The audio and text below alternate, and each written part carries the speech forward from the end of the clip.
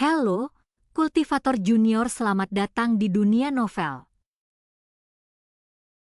Mari kita lanjutkan kultivasi berikutnya di Martial God Asura. Bab 6532, Kau benar-benar bajingan. Melihat hal ini, para spiritualis dunia dari Istana Suci Tujuh Alam juga tampak bingung, terutama para master roh elit di inti lapisan bawah. Merekalah yang paling panik. Lagi pula, mereka tahu dalam hati mereka bahwa mereka memang menggunakan formasi itu untuk mengendalikan artefak suci sekte penjara. Namun, mereka tidak menyangka bahwa benda suci itu akan berkomunikasi secara diam-diam dengan para junior dari sekte penjara. Bukankah itu akan membongkar rahasia kita? Jika memang benar-benar terungkap, ini pasti akan menjadi pertempuran besar. Namun, di dalam Istana Suci Tujuh Alam, ada satu orang yang ekspresinya tetap tidak berubah. Orang tersebut adalah Jie Tianran. Kegilaan, jika aku ingin mengambil tindakan terhadap sekte penjara kalian, mengapa harus bersusah payah seperti ini? Kata Jie Tianran dengan marah.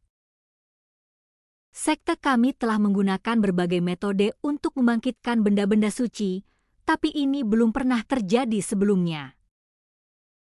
Dan kaulah yang mengaktifkan formasi itu. Apa kau tidak tahu apa yang terjadi? Baili Sukong bertanya dalam kehampaan. Memang benar, seseorang mengendalikan artefak suci sekte penjara kalian, dan bahkan menggunakan kekuatannya untuk menyihir junior kalian dan memaksa mereka mengucapkan kata-kata yang menjebakku. Namun, bukan Istana Suci Tujuh Alam milikku yang melakukan ini, kata Jie Tianran. Sungguh lelucon, di sini, selain sekte penjara saya, hanya ada orang-orang dari Istana Suci Tujuh Alam Anda. Apakah maksudmu seseorang dari sekte penjaraku sedang mengendalikan formasi ini? Chang Li berkata dengan sinis. Kau benar, itu memang seseorang dari sekte penjaramu. Saat Jie Tianran berbicara, dia melambaikan lengan kanannya dan kompas di tangannya terangkat ke udara. Seketika itu juga, seberkas cahaya melesat keluar dari kompas dan mendarat di susunan pengamatan. Sinar cahaya itu bergerak dan akhirnya tertuju pada Chu Feng dan yang lainnya yang terjebak oleh cahaya merah gelap. Namun, berkas cahaya itu bukan sekadar sesuatu yang menyelimuti susunan pengamatan. Berkas cahaya itu sebenarnya melewati susunan pengamatan dan memasuki medan bintang abadi. Dari sudut pandang Chu Feng dan yang lainnya, seberkas cahaya turun dari langit berbintang yang tinggi, menyelimuti Chu Feng dan yang lainnya. Apa itu? Chu Feng yang sebelumnya rileks tiba-tiba berdiri tegak, intuisi mengatakan kepadanya bahwa ini bukanlah hal yang baik. Pada saat ini, ekspresi Chu Feng juga sedikit berubah, tetapi dia tidak terlalu panik. Sebaliknya, dia menghela napas. Aku meremehkan Jie Tianran, si bajingan tua itu. Di dalam ruang susunan, Chang Li tidak mengerti maksud Jie Tianran dan terus bertanya, apa maksudmu dengan ini? Mereka yang berusaha menguasai relik suci termasuk di antara orang-orang ini. Jie Tianran berbicara lagi, suaranya bergema di seluruh dunia spasial, suaranya terdengar jelas di seluruh medan bintang abadi. Saat suaranya bergema, jimat-jimat yang tergantung di atas langit perbatasan jatuh satu demi satu ke dalam kompas, memancarkan berkas cahaya. Ini akan menggandakan kekuatan kompas, akibatnya, berkas cahaya yang menyelimuti Chu Feng dan yang lainnya mulai menyempit dengan cepat. Pada akhirnya, fokus menyempit hanya pada satu orang ini adalah Chu Feng. Feng Chu? Tatapan tajamnya berubah. Jie Tianran tertawa dingin. Semuanya, perhatikan baik-baik. Inilah orang yang mencoba mengendalikan artefak suci sekte penjara kalian. Apakah kau masih akan menuduh istana suci 7 alamku secara palsu? Tanya Jie Tianran. Berhenti bicara omong kosong. Kau pikir kau bisa menjebak seseorang dari sekte penjaraku dengan membuat formasi? Chang Li tidak mempercayai kata-kata Jie Tianran. Terlebih lagi, yang dirugikan adalah Feng Chu, seorang talenta menjanjikan yang selama ini ia incar. Bahkan Baili Sukong pun memandang dengan curiga. Lagi pula, kata-kata Chang Li masuk akal. Sekalipun Jie Tianran menggunakan metode seperti itu, siapa yang bisa memastikan apakah yang dia katakan itu benar atau salah? Apakah dia benar-benar berhasil mengidentifikasi orang yang mengendalikan formasi tersebut, atau dia hanya mencari seseorang untuk menjebaknya? Saat ini, tidak mungkin untuk membedakannya. Metode saya tidak memberi ruang untuk argumen sesat Anda. Berikan aku waktu sebentar. Teknik Jie Tianran berubah lagi, dan beberapa jimat lagi terbang keluar dan memasuki kompas. Pada saat itu, cahaya dari kompas berubah, dan sejumlah besar simbol seperti sekumpulan ikan turun dari langit mengikuti pancaran cahaya tersebut. Air terus menetes ke Chu Feng. Pada saat ini, ruang di sekitar Chu Feng mengalami distorsi. Bahkan topi dan jubah bambu sekte penjara yang memiliki efek menyembunyikan yang kuat mulai menjadi transparan. Chu Feng, apa ini? Egi bertanya. Metode Jie Tianran sungguh luar biasa. Jika dilanjutkan, metode ini tidak hanya dapat mengabaikan pakaianku dan menembus penyamaranku, tetapi juga memutus hubunganku dengan benda suci itu. Sepertinya masalah ini tidak bisa lagi dirahasiakan. Menyadari bahwa penyamarannya akan terbongkar, Chu Feng berhenti berpura-pura dan berdiri. Daripada menunggu formasi itu mengubah pakaian mereka menjadi sesuatu yang transparan, membuat mereka benar-benar telanjang dan terekspos kepada semua orang. Lebih baik menjaga penampilan yang bermartabat, jadi Chu Feng berhenti berpura-pura. Jie Tianran, mengapa repot-repot dengan semua ini? Setelah mengatakan itu, Chu Feng mengibaskan lengan bajunya dan melemparkan topi bambu yang ada di kepalanya.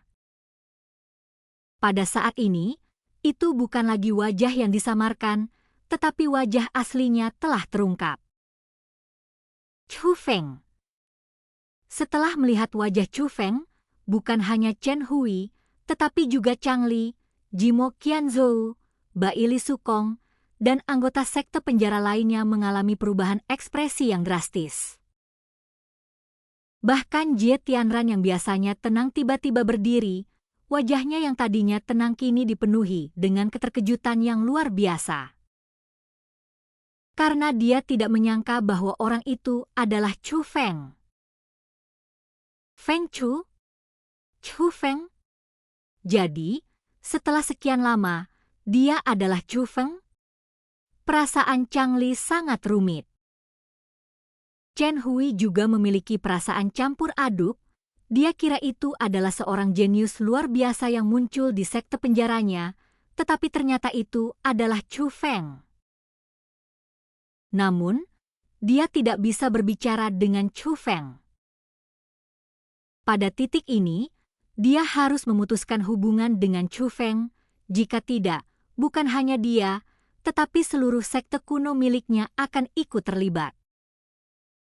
Namun pada saat itu, sebuah transmisi suara rahasia sampai ke telinga Chen Hui.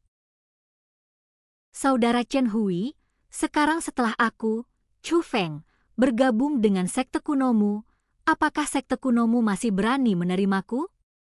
Chu Feng menatap Chen Hui sambil tersenyum. Chu Feng, aku memperlakukanmu seperti saudara, dan kau berani mempermainkanku? Apakah kau mencoba menyeretku jatuh bersamamu sekarang?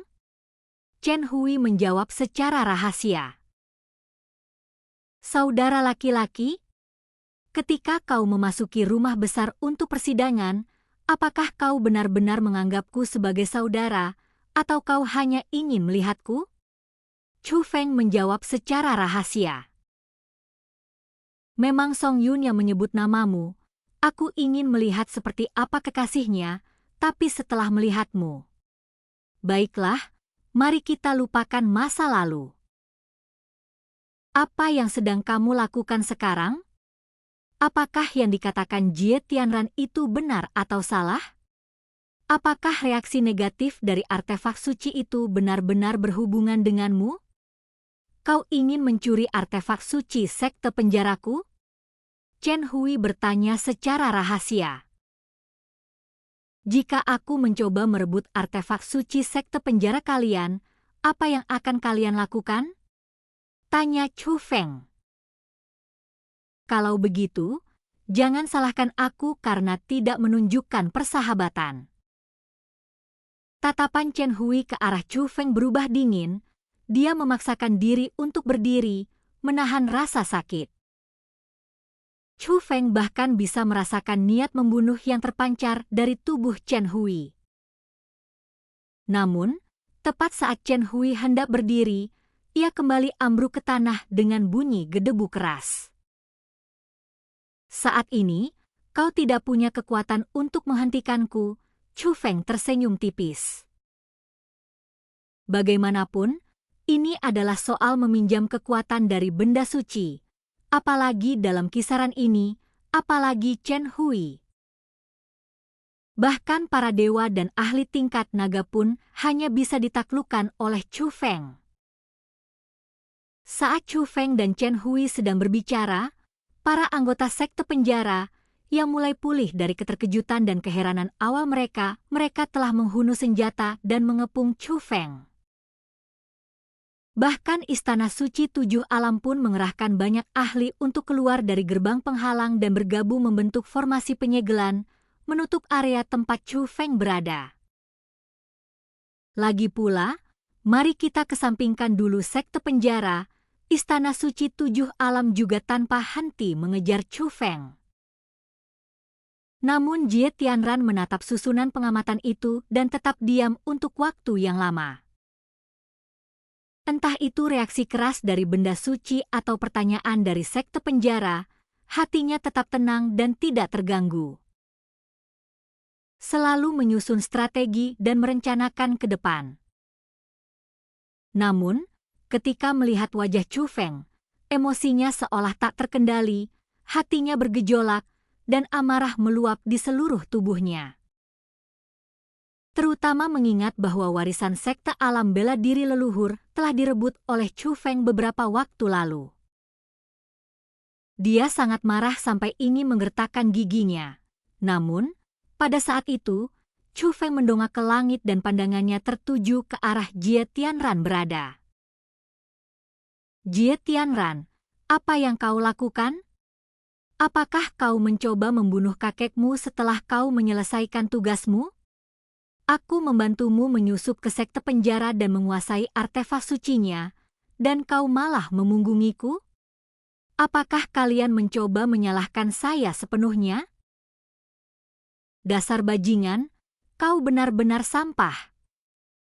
Chu Feng berteriak dengan marah. Dan kultivasi kita berakhir, sampai jumpa di kultivasi kita berikutnya di dunia novel.